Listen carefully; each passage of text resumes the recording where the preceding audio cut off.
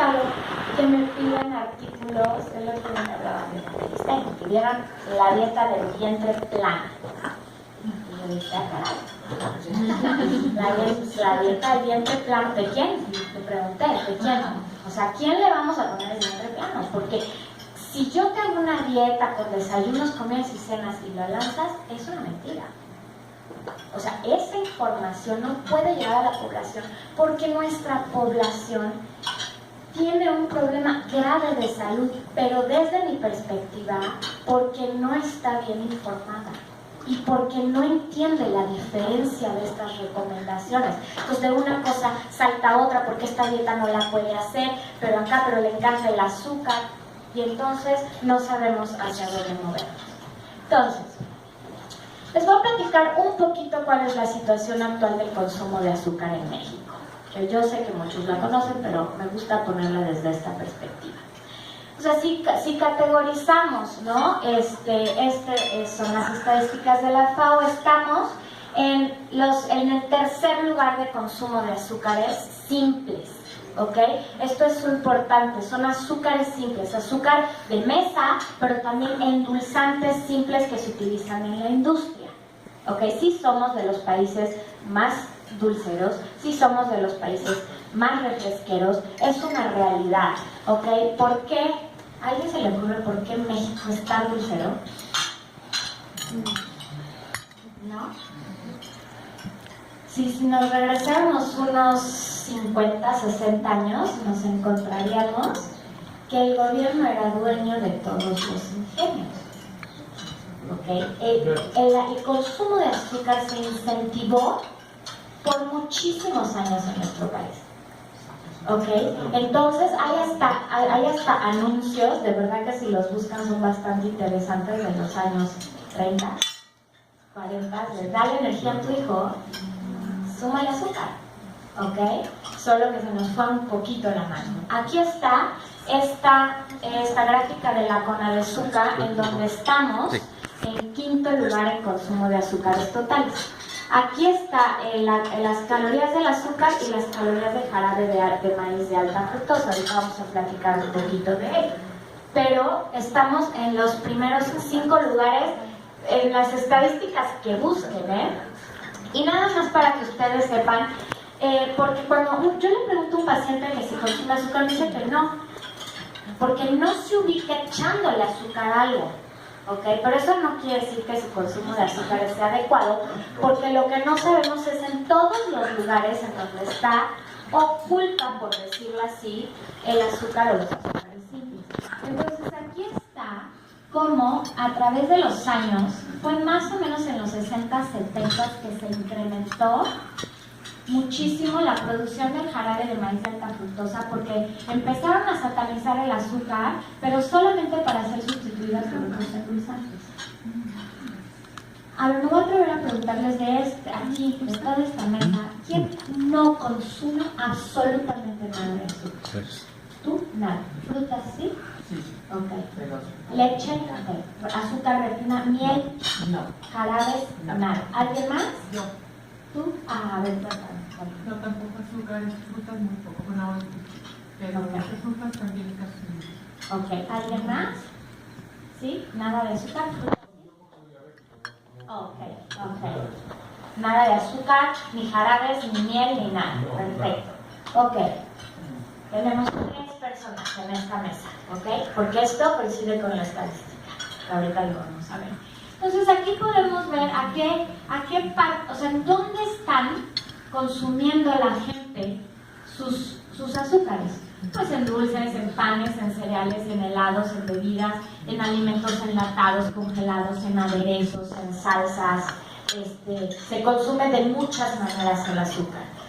Y nada más para que ustedes vean, este es un poquito el consumo total por años de azúcar, que claro que ha disminuido, si lo ven es el rosa, solamente para ser sustituido por jarabe de maíz de alta fructosa, porque cuando subió el precio del azúcar, se sustituyó por la hidrólisis de este azúcar, que se llama jarabe de maíz, y este verde es el uso de endulzantes bajos en calorías, ¿no? A través del tiempo.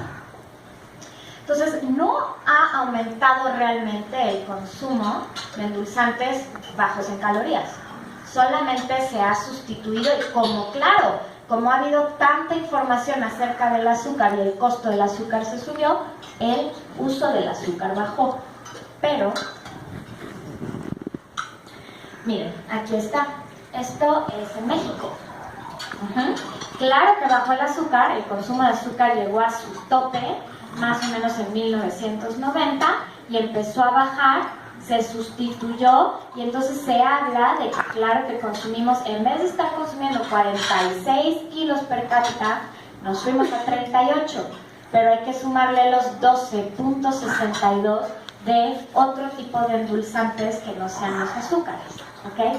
Cuando yo sumo esto, de 1970 a 2010, miren, 15 kilos más per cápita en 40 años. O sea, el problema no es el azúcar. El problema es el aumento, el exceso en el consumo de los azúcares, de todos los azúcares simples, de donde provengan. Entonces, un poco para que ustedes lo vean, aquí está, a través del tiempo, las toneladas de venta de azúcar, de jarabe de maíz de alta fructosa y de los endulzantes no calóricos. El único que ha bajado es el azúcar, sí está bajando el azúcar, pero ¿qué sucede cuando yo veo lo que está consumiendo el mexicano versus la recomendación? ¿Okay? Las guías para la población mexicana del Instituto Nacional de Nutrición, hechas por Héctor Burges, hablan de que no deberíamos de rebasar del 10 al 15% del total de calorías a partir de azúcares. ¿Okay? Ahí están contemplados los azúcares de las frutas también y de la leche, los azúcares simples. La OMS habla ahorita, las directrices últimas hablaban de que no más del 10 y de preferencia el 5% del total de la energía de la dieta. Entonces, si yo puedo consumir un 60% de calorías a partir de carbohidratos, de ese 60, solo el 10 puedo usarlos de azúcares. ¿Ok? ¿Qué quiere decir? Que el azúcar está permitida, está en las guías de recomendación, cierta cantidad de azúcares. ¿Ok? Pero la realidad es que en estadísticas, les voy a decir, la recomendación de la OMS va de 5 cucharaditas a 6, de 25 gramos de azúcares totales simples al día. El mexicano consume entre 17 y 23 cucharaditas al día. ¿Okay? De 17 a 23 cucharaditas al día. Y la recomendación son 5. Como hay tanta información en redes, en medios, acerca de los endulzantes no calóricos, que sé que no es el tema de la plática de hoy, con muchísimos mitos encima los endulzantes, con muy poca actualización, desgraciadamente, del profesional de la salud, que prefiere prohibirlos que conocerlos y que revisar la evidencia científica, las posturas o los estudios clínicos, asustan a la población de usar endulzantes no calóricos y siguen usando las 17 a 23 cucharaditas. Nada más que ya no usan azúcar blanca, ahora ya la cambiaron por dátiles o por miel de abeja o por jarabe de agave. ¿Okay? Entonces, los endulzantes en general están divididos en no calóricos, que son los que les estoy hablando, que son los sobrecitos de colores que ustedes ya conocen, sucralosa, esteriócidos, aspartame, acesulfame, neotame, lalitame. Estos que son solamente moléculas que dan sabor dulce en la lengua, pero que a la hora de tragarlos no se comportan como carbohidratos, son aditivos alimentarios y que se eliminan en 24 horas, no tienen ningún beneficio a la salud, ¿ok? Ningún beneficio a la salud, pero tampoco ningún efecto secundario. Esa es la definición de un aditivo alimentario, ¿ok? ¿Por qué digo esto? Porque no es cierto que los estebiócidos, por lo menos no los de sobres, bajan la glucosa sanguínea y son recomendados para un paciente con diabetes. Porque si la stevia pudiera bajar la glucosa sanguínea, no sería un aditivo, sería un medicamento. ¿Okay? Esa es la diferencia entre aditivos y medicamentos. Y desgraciadamente, como para todos los aditivos alimentarios se hacen estudios toxicológicos, muchas de las personas que difunden los mitos se van y buscan los estudios toxicológicos y no los estudios clínicos y de evidencia en usos reales, ¿no? Cuando tú estás estudiando un aditivo alimentario, tú quieres probar si es tóxico o no. Entonces se lo inyectan a las ratas en el hígado y entonces generan efectos adversos. Pero a ningún humano le van a inyectar ningún endulzante artificial al hígado. Entonces, cuando extrapolamos la información de los estudios toxicológicos a la luz del consumidor, tendemos con seguir asustando a la gente de consumir sustitutos de azúcar y seguir incentivando el consumo de 17 a 23 cucharaditas. Y eso nos ha pasado mucho, por ejemplo, en medios en donde, sobre todo, la parte de las health coaches mitifican y aseguran que un aspartame genera esclerosis múltiple, que una sucralosa genera infertilidad, y esos mitos no pueden ser sustentados o no han podido ser sustentados hasta ahora. Sí hay una parte de la población que tiene esta postura antiindustria y lo ideal sería ni siquiera tener que utilizarlos, ¿ok? Porque pues suficiente sería con el azúcar de las frutas que consumimos de vez en cuando, o por ejemplo con el azúcar que tú consumirás a lo mejor en algunos lácteos. Eso es suficiente. Pero yo tengo pacientes que le ponen 8 sobres a un café, 8 sobres de endulzantes. Que me dice, pero no me pasa nada, ¿verdad? No. O sea, en ese endulzante que ella está usando son 15 miligramos por kilogramo de peso. Ella podría usar 60 sobres. El problema es qué sucede en su lengua que no reconoce el sabor dulce, o cómo envició esa lengua que ahora necesita 8 o 9 sobrecitos. Okay, volvemos como a esta cuestión de generación de hábitos. Se supondría que un niño en sus primeros 2000 días de vida, tú no lo podrías exponer a sabores dulces más allá de la leche materna o de la fruta. Ese sería todo, porque el cerebro literal va a tomar la foto de ese dulzor. Cuando la realidad, pues sabemos que muchísimos niños antes de los 2000 días de vida consumen bebidas gaseosas, jugos con azúcar, o le ponen miel para que lo acepten. O sea, si tú condicionas un cerebro a ese dulzor, va a ser muy difícil que después yo tenga un paciente de 50 años y yo le pueda cambiar poco a poco ese hábito. O sea, las formulaciones de la industria de azúcares, para yogur, para lácteos, en nuestro país son más altos a veces que en el resto de Latinoamérica. Quiere decir que estamos acostumbrados a recibir ese dulzor, ¿no? Y poco a poco hay que limpiar literal la lengua para acostumbrarnos a sabores más simples. Y del lado,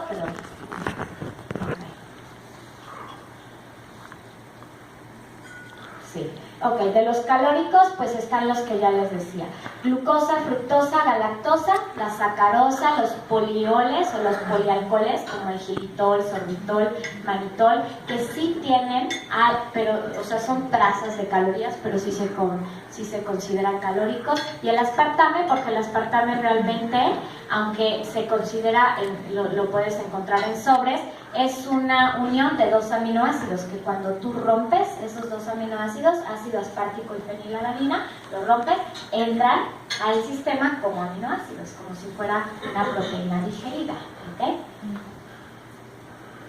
Y entonces, nada más para recordar, sea cual sea el monosacárido, el metabolismo es el mismo, entra al hígado y se procesa como carbohidrato. ¿Y por qué les quiero decir esto? Porque en esta confusión de qué es más natural, o con qué endulzo, o con qué no, pareciera que la miel de abeja, o el jarabe de agave, o el azúcar de coco se van a metabolizar distinto que el azúcar de mesa, ¿no? O el azúcar glass. Es exactamente igual, ¿ok? La única diferencia, por ejemplo, es esta. La velocidad de absorción sí cambia, porque yo les hablaba hace ratito de las 2 puertas, ¿ok? Entonces aquí hay 2 tipos de jarabe de agave, el 42 y el 55, porque este número lo que habla es de cuánta fructosa tiene, o de cuánto tiene una y cuánto tiene el otro versus glucosa. ¿Se acuerdan que les dije que si tengo 2 moléculas diferentes, si tengo 2 puertas, se va a absorber más rápido?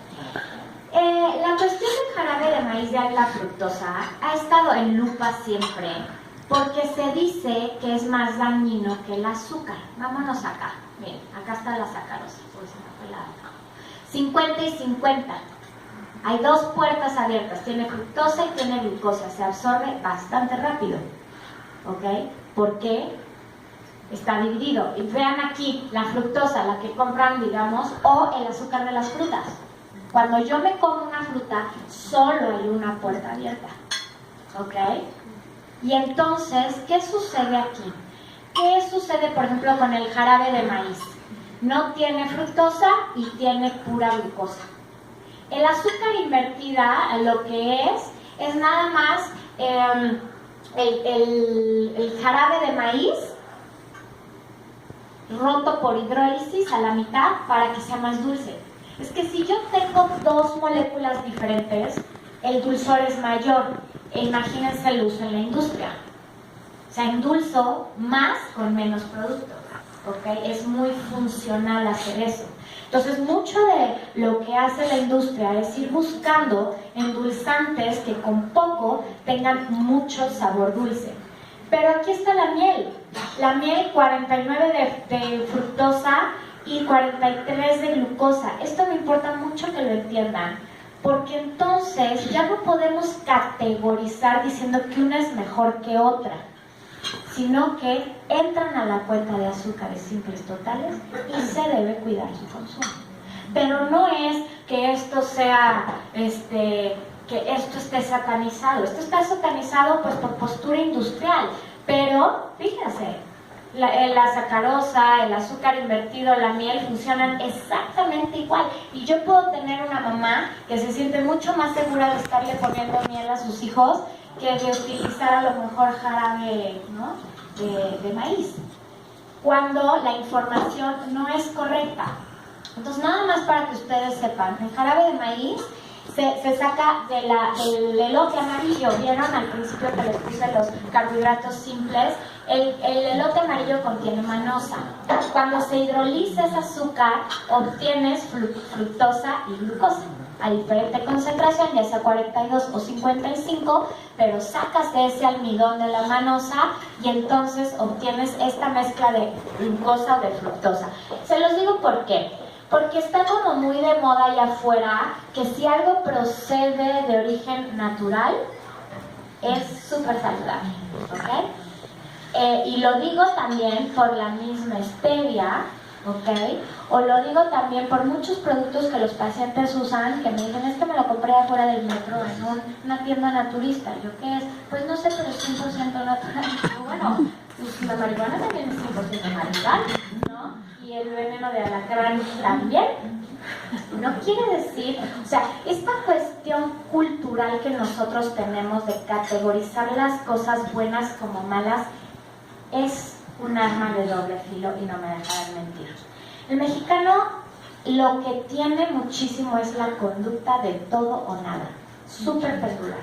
O sea, hace un péndulo, ¿no? Entonces, no está a dieta y se come lo que se enfrente. ¿Okay? Y no cuida cantidades, no cuida tipo de comida, porque el lunes ahora sí se va por acá perfecto, ¿no? Y entonces otro día será el día que se soporta bien. Cuando yo hago esto, generalmente esa instancia del péndulo se va a agotar, se va a saturar. No puedo comerme todo lo que quiero todo el tiempo. Entonces ahora sí me voy a poner a dieta. Y se va exactamente al otro puesto. Al opuesto de la dieta de la col, la dieta del caldo de pollo, quitar todos los carbohidratos y las harinas porque el cerebro de pan y no sé qué tantas cosas salen, son malísimos. A satanizar completamente las cosas. Acá somos muy vulnerables a millones de productos milagros. Acá. Dice, bueno, tengo que hacer la dieta de fantasía y entonces los kilos también van a ser de fantasía. ¿Okay? Entre más me mueva entre la ley de todo o nada, menos voy a encontrar el punto de equilibrio. Okay. Yo siempre digo, la persona que come bien, ni siquiera los nutriólogos se portan perfecto. Okay. La persona que come bien en general es moderada, en general es ordenada y cuida sus cantidades. Okay. Yo creo que es lo más importante. Tiene unas directrices dietéticas de estructura, no de lunes a viernes, ¿no? Entonces, ¿qué corre peligro una persona que percibe los alimentos como malos o buenos? Les voy a platicar algo, porque me pasó con mi hijo. Mi hijo me preguntó una vez que si las hamburguesas engordaban. Y entonces yo le pregunté que le dije que para contestarle su pregunta le tenía que hacer otras 4. Y me dijo, no, dime sí o no. Y le dije, no te puedo contestar sí o no, porque una, ¿qué hamburguesa? Hay hamburguesas de 200 calorías y hamburguesas de 1200 o 1500 calorías. 2, ¿quién se va a comer la hamburguesa? 3, ¿qué se va a comer aparte de la hamburguesa? 4, ¿qué hace la persona que se va a comer esa? Y le podría preguntar cada cuándo se come, ¿no? La dosis y la frecuencia. Es decir, yo no puedo categorizar un alimento por sí solo como bueno o malo, porque la dieta es un rompecabezas. Y en este balance de energía que yo les decía, el gasto 2000 como 2000, si yo me como una hamburguesa de 400 calorías, resulta que las hamburguesas no engordan. ¿Ok? Pero si yo gasto 2000 y como 3000 y como tacos, pizzas y hamburguesas, pues toda esa comida engorda. ¿Ok? Entonces, esta parte de entender la cuestión del balance de energía y cómo le hacemos para comunicar esto a la población, se me hace súper importante, porque lo que yo he visto es que es así como se logran cambios reales y consistentes en vez de estar penduleando en la población. Yo siento, de hecho, que muchas veces lo que hace más daño es satanizar las cosas, porque ¿qué creen? El mexicano es experto en la conciencia culpígena de la comida. O sea, es que se lo come aunque le dé culpa. ¿Okay? Es decir, me encanta y me lo como, pero como estoy haciendo mal, una vez aprovecho, me como más porque ahora sí es lunes. Entonces, ¿qué hace más daño? ¿La comida o la percepción de que eso que estás haciendo es incorrecto? Cuando entra la gente, a veces me dicen, pues es que ya estaba aquí, o sea, bueno, ya pedí la malteada, la papa, no sé qué. Yo digo, pero, o sea, está un poco exagerado, ¿no? ¿Por qué no mejor tu ensalada? ¿Lo que quieres era la hamburguesa? Sí. Pues la hamburguesa con una ensalada y una botella de agua, un refresco de dieta. Porque tendemos a movernos de esa parte de la psique de no debería de estarlo haciendo, como lo estoy haciendo fatal, pero me encanta. Entonces me porto súper mal para portarme bien. De verdad no saben, porque no sé cuántos pacientes veo diario, 12, 14 pacientes. Ese es el tema de consulta. Pero sí podré, no podré. Y entonces la gente no aprende a comer lo que le gusta también. Y no sabemos moderar, sabemos prohibir. ¿Ok? Entonces, aquí está el ejemplo, nada más se los pongo en fructosa, glucosa, del jarabe de maíz, del azúcar, de la miel, de, por ejemplo, un jugo de uva endulzado con jarabe de maíz, un jugo de manzana y un jugo de pera endulzado con néctar o jarabe de agave. Si se fijan, prácticamente todos estos tipos de endulzantes, en su mayoría naturales, tienen las dos puertas abiertas porque tienen las dos moléculas que yo voy a absorber. Y entonces, nada más para que ustedes sepan, aquí está el azúcar contra la miel, contra el jarabe de maíz de alta fructosa, ya sea en concentración de 55 fructosa o 42, y el jarabe de maíz. ¿Es natural? Sí, todos son naturales. ¿Okay? ¿Qué tan dulce es? El azúcar, la sacarosa, es el estándar de dulzor. ¿Okay? Ese es el estándar, digamos que el patrón. Entonces son comparados en base a esto. ¿Qué tan dulce es la miel? Se percibe igual de dulce que el azúcar. Pero ¿qué tan dulce es el jarabe de maíz de alta fructosa? Pues un poquito menos, si tiene menos fructosa, pero igual que el azúcar si es el de 55% de fructosa. Y el jarabe de maíz, 63%, ¿por qué? Porque tiene menos fructosa que los demás. Todos tienen las mismas calorías, ¿ok? Las mismas. Y esto sí es súper importante, porque es que me pasa lo mismo, les podría dar una tabla de aguacate, manteca de cerdo y aceite de oliva, porque pasa lo mismo, exactamente. O sea, la diferencia es cómo se metaboliza, pero las calorías son las mismas. Entonces, esto es importante porque si estamos haciendo, si lo que queremos es que la población deje de usar 23 o 17 cucharaditas, el paso número 1 es concientizar de que las consumes. El paso número 2 es empezar a sustituir. y empezar a diluir sabores, porque es gradual. La lengua, o sea, imagínense esta paciente que le echa 8 sobres, 7 sobres a su café, de repente le digo que no puede usar nada. Ahorita les voy a decir qué sucede si yo digo que no puedes usar nada. Y aquí está la composición, que ya les había platicado, y cómo se utilizan, porque muchos se utilizan como endulzantes, pero otros como potenciadores de sabor, como conservadores, como espesantes, dan textura o retienen humedad. O sea, es que los endulzantes no solo se usan para endulzar en la industria de alimentos, son muy funcionales, aglutinan, dan humedad, dan espesor, dan volumen, y entonces por eso se utilizan tanto. Y esas son las calorías que tenemos, o sea, que la gente no sabe que está consumiendo. O sea, mucha gente no sabe que en la catsup hay esa cantidad de azúcar. ¿Okay? Entonces, bueno, los beneficios, son los beneficios industriales de utilizar el azúcar. Mantiene el sabor aunque se caliente, es un agente cremoso, da crujido, puedes caramelizar, puedes tostar cuando usas azúcar. Y acá también, o sea, la miel pues te da las notas florales, contiene antioxidantes, enzimas y ciertas trazas de minerales.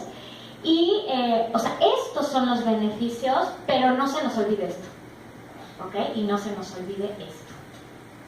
Porque sí, bueno, pues si tiene las mismas calorías y yo quiero mis notas florales y aparte antioxidantes, pues uso miel en vez de azúcar de mesa.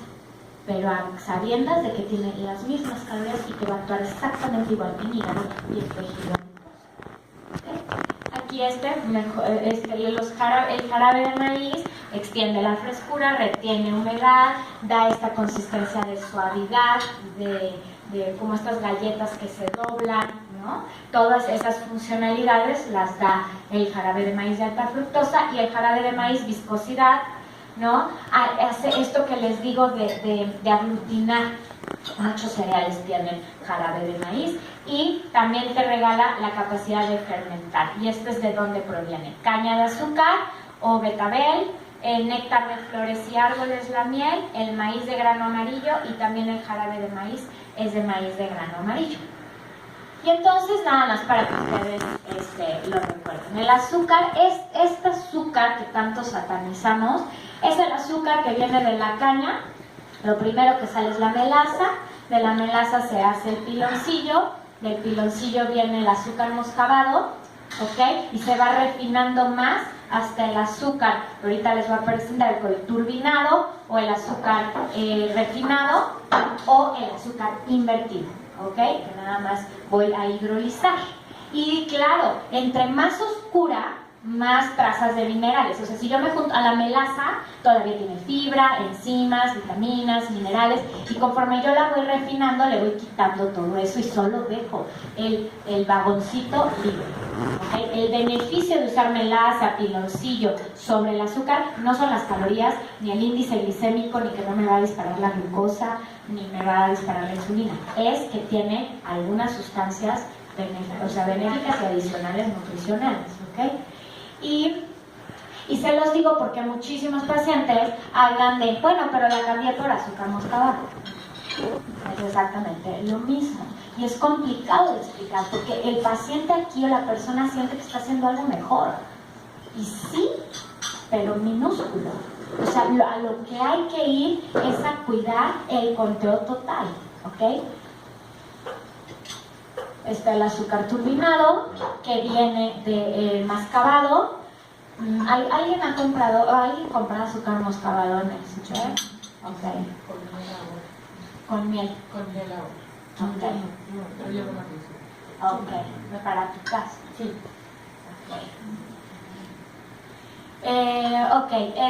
Aquí el azúcar turbinado tiene menos propiedades nutricionales que el azúcar moscabado.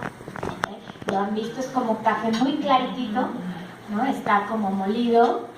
Y el azúcar refinado, pues que es el que tenemos exactamente en estos sobrecitos, ¿no? Es el azúcar blanca. Les voy a poner un ejemplo aquí entre este sobrecito y este sobrecito. O sea, esto sería como tomarte 2 cucharaditas de azúcar. O sea, un sobre amarillo contra un sobre de azúcar son 2 cucharaditas de azúcar, son más o menos de 8 gramos de azúcar y pues esto tiene menos de 1 punto y cacho de gramos, pero endulzan igual. ¿Vale la pena que lo sustituya?